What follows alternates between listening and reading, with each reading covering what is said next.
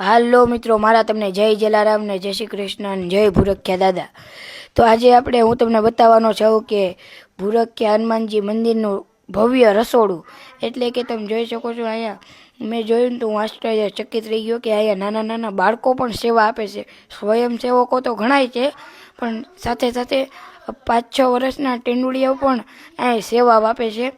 તો અહીંયા અલગ અલગ કેવડું ભવ્ય રસોડું છે ને. અહીંના આપણે આ બધું બનાવતા એની વાત કરી તો એણે કીધું કે અમારે મહેમાનની સૌથી પહેલાં અમારે જે ગેસ ઉપર અમે બનાવતા તે અમારે મહેમાનની બસ કે ઉતરતી ને તો અમારે ને એમ કેવું પડતું કે તમે અડધી કલાક ઉભા રહ્યો એટલે તો બની જાય.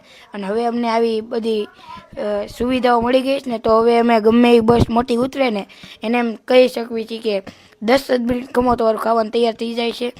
બધું ઓટોમેટિક કામમાં ચાલે છે. તમે જોઈ શકો છો રોટલી પણ ઓટોમેટિક બને છે. આ ભાઈ જો પીંડા કરી નાખે છે, અને પીંડા કરવાનું પણ બાજુમાં તમે જોઈ શકો છો અલગ મશીન છે.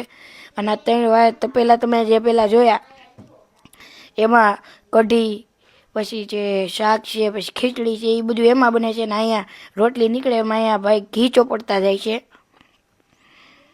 તો મિત્રો તમે જોઈ શકો છો ભૂરખ્યા ધામનું ભવ્ય રસોડું.